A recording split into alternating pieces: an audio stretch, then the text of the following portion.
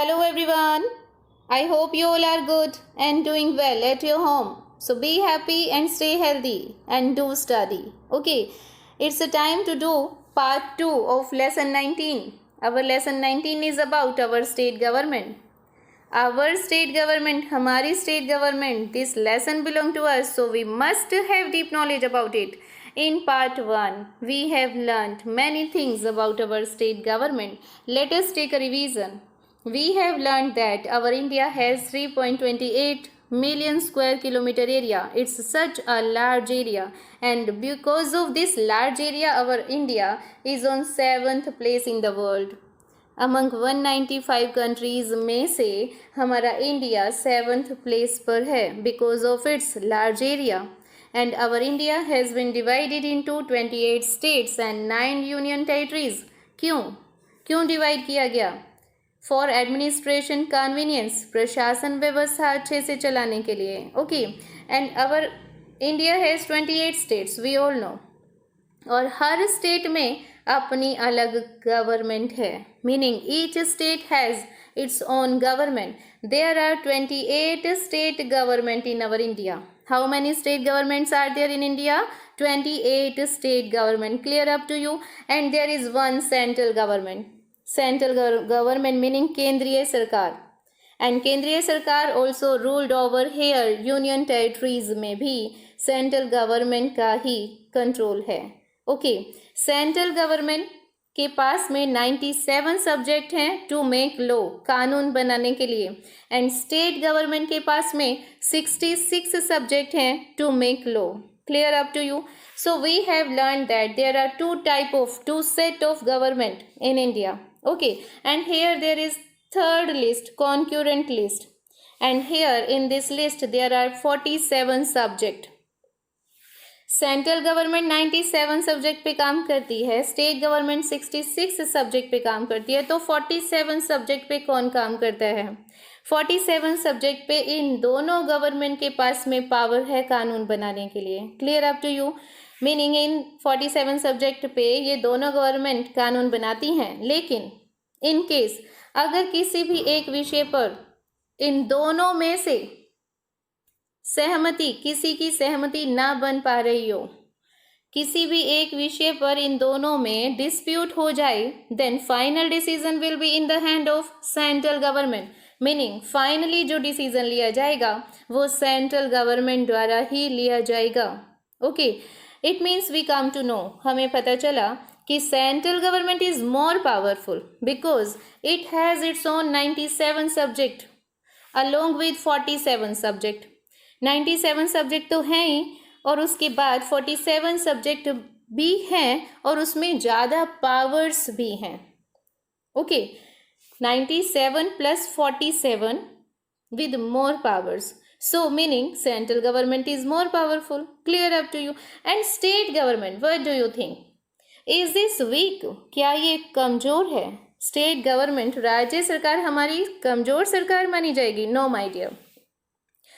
State government has its own 66 subject. State government के पास में अपने भी 66 सब्जेक्ट हैं on which it can independently work. स्वतंत्रता से कार्य करती है. सेंट्रल गवर्नमेंट स्टेट गवर्नमेंट के ऊपर कोई भी रेस्ट्रिक्शंस नहीं लगाती है for these 66 subject. Clear up to you? Now let us learn here more state legislature. We all know that in India there are 28 states.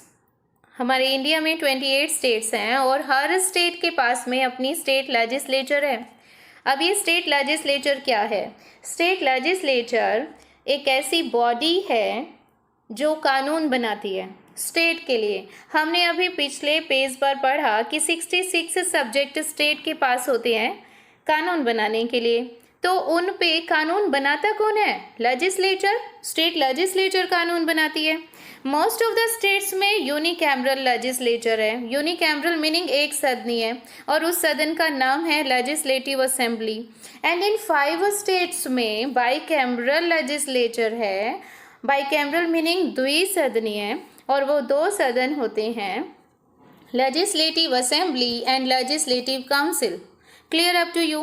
Now हमने यहाँ पे क्या समझा, हमने समझा कि 23 स्टेट में एक ही असेंबली होती है और 5 स्टेट में 2 तरह के सदन हैं, लेजिस्लेटिव असेंबली है एंड लेजिस्लेटिव काउंसिल है, द्विसदनीय विधायिका है। ओके, अब हमें एक बात और क्लियर होगी यहाँ कि 28 स्टेट्स में सभी स्टेट्स में लेजिस्लेटिव असेंबली है। Is there any confusion? कुछ कन्फ्यूजन हुई? नो माय डियर, कोई कन्फ्यूजन नहीं है। बाई कैमरल मीनिंग 2 सदन, इधर 2 है ना, तो 2 में से एक तो ये सेम ही तो है, assembly. Clear up to you? तो दो सदन में से अगर एक सदन असेंबली है तो मीनिंग 23 में तो असेंबली है ही है, 5 में भी तो हुई। Clear up to you? So it means सभी स्टेट में लेजिस्लेटिव असेंबली है और काउंसिल ओनली 5 स्टेट्स में है। Clear up to you?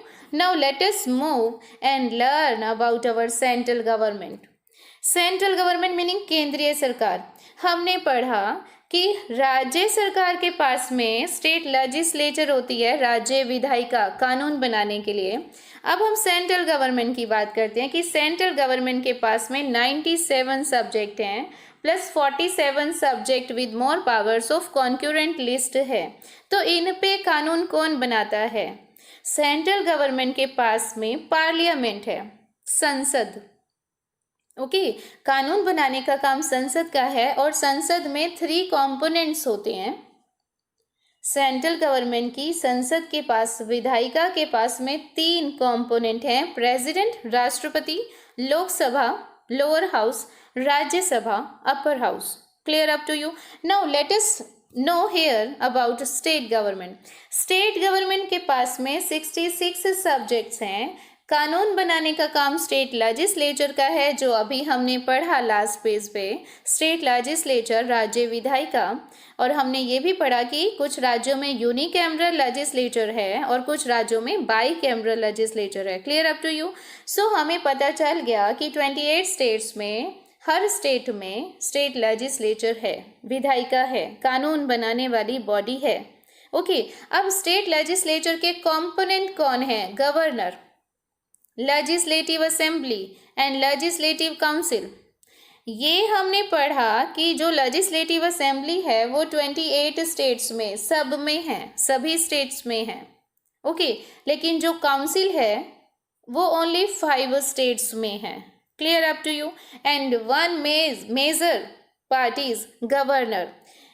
Central government में हमने पढ़ा प्रेसिडेंट, मेजर पार्ट प्रेसिडेंट है। ओके, एंड हियर हमने पढ़ा governor. Legislative assembly known as lower house and legislative council known as upper house. Clear up to you? Now let us move and learn here about legislative assembly. Legislative assembly क्या होती है?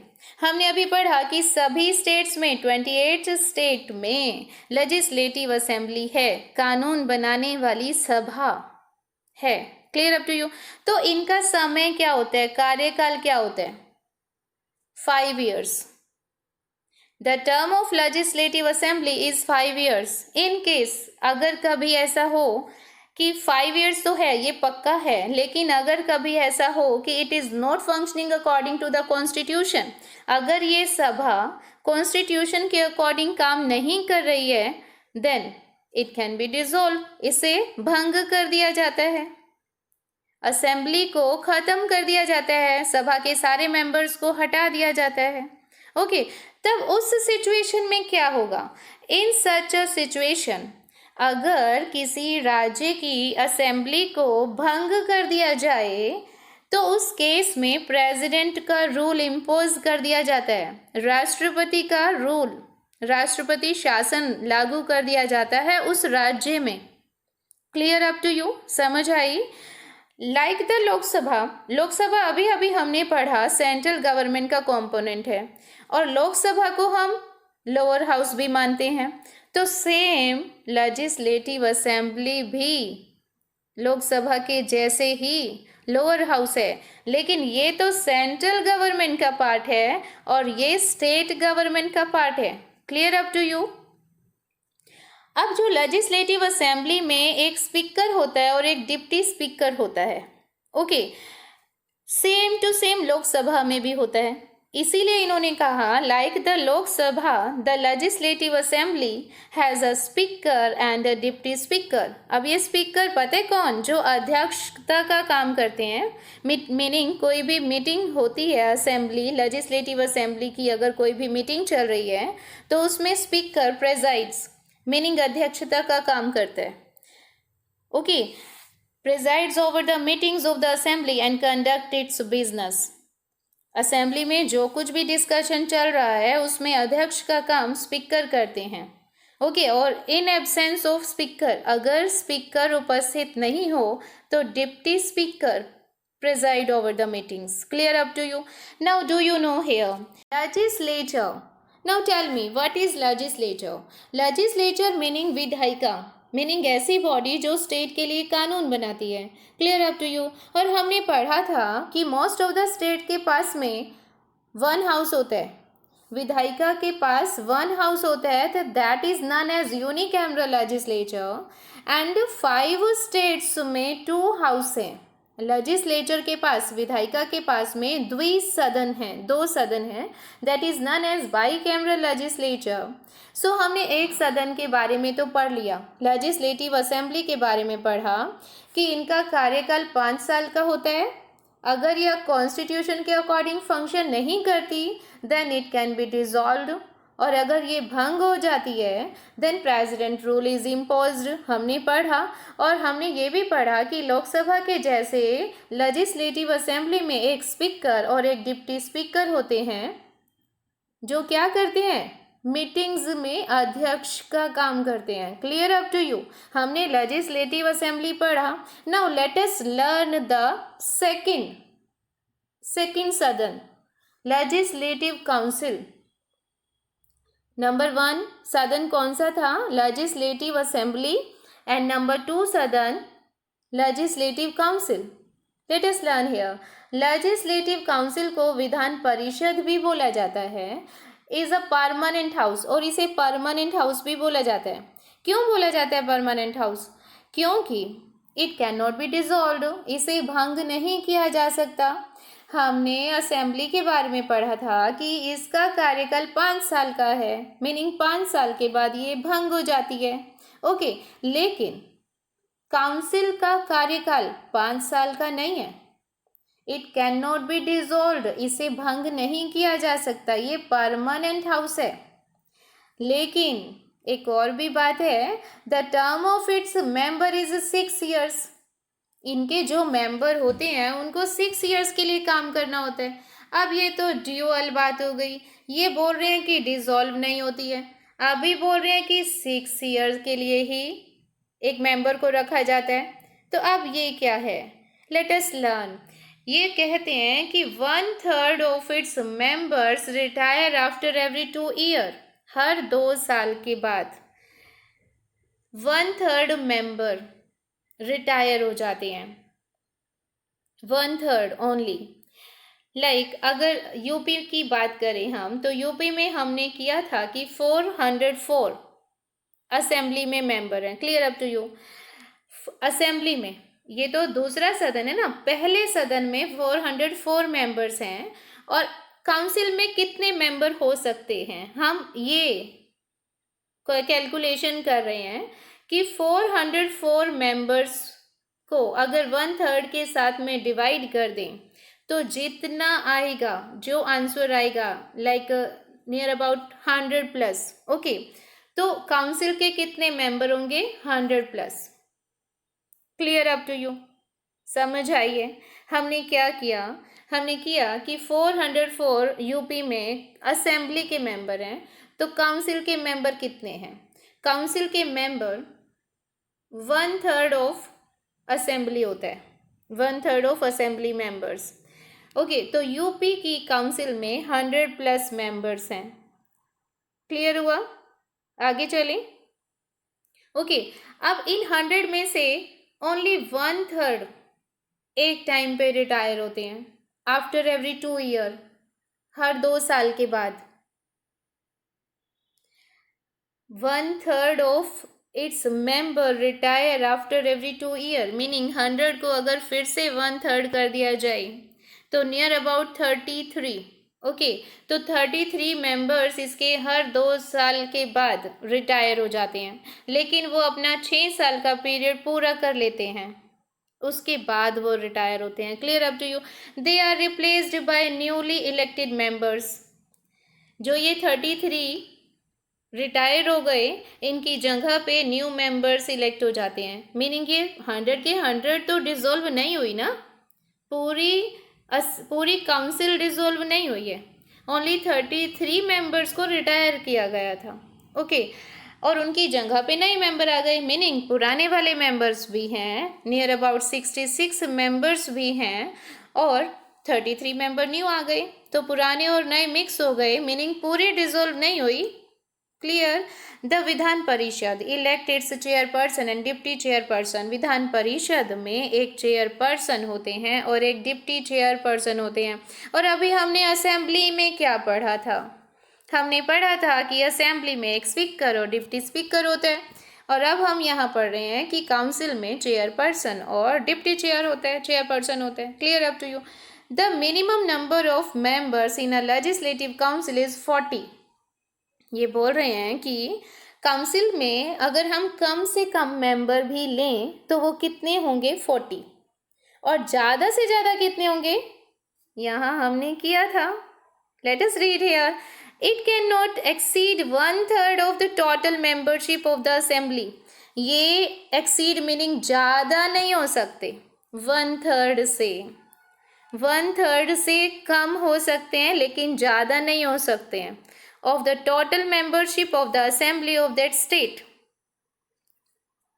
Assembly में total member UP में 404, हमने उसका 1/3 किया था, और इन्होंने भी हमें बोला कि 1/3 होने चाहिए, उससे एक्सीड ज़्यादा नहीं होने चाहिए।